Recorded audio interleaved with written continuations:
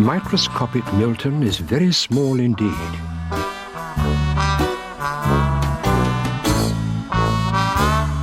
He lives in a clock on the mantelpiece in the parlour of a house that belongs to a lady named Mrs. Witherspoon.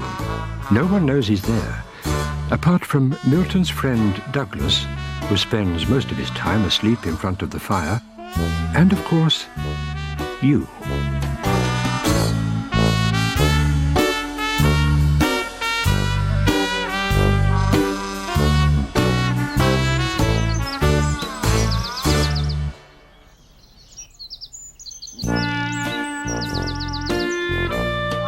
It was a very warm and sunny afternoon.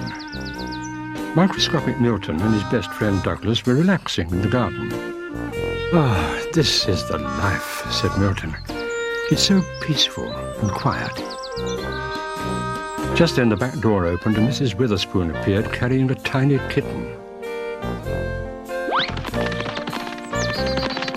"Ah, there you are, Douglas," said Mrs. Witherspoon. "My friend Mrs. Jackson has popped round for tea and she's brought along her new kitten. He's a bit playful and I'm worried about my best china. If you make sure he doesn't get into any trouble, I'll save you a slice of chocolate cake as a reward." Douglas didn't like kittens very much, but he would do anything for Mrs. Witherspoon, and especially for a slice of her chocolate cake. As soon as she'd gone, Milton came out from behind the plant pot to find the kitten playing with Douglas, who wasn't very amused.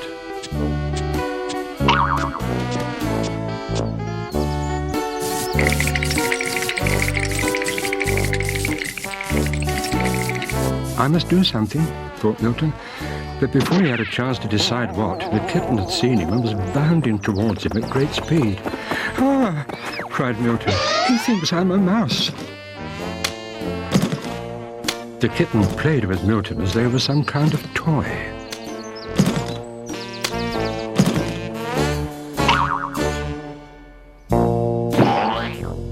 Milton was feeling a little airsick. Then he had an idea. "Kittens love to play with balls of wool," he shouted to Douglas. "Go into the house and get some from Mrs. Witherspoon's knitting basket."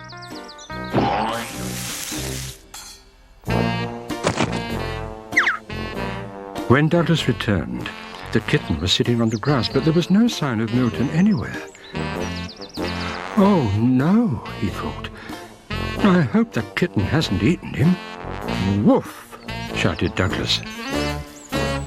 "I'm under here," said a tiny, muffled voice. "Throw the wool." Douglas did as he was asked.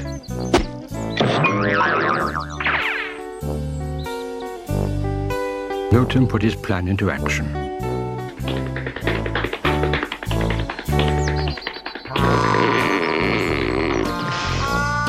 "That should keep him busy for a time," said Milton, and he and Douglas went back to their sunbathing. A little later, Mrs. Witherspoon and Mrs. Jackson came out into the garden to collect the kitten. "Goodness me," said Mrs. Jackson. "What on earth has happened to my little kitty? He's got himself into a real tangle." Mrs. Jackson untied her kitten and took him home.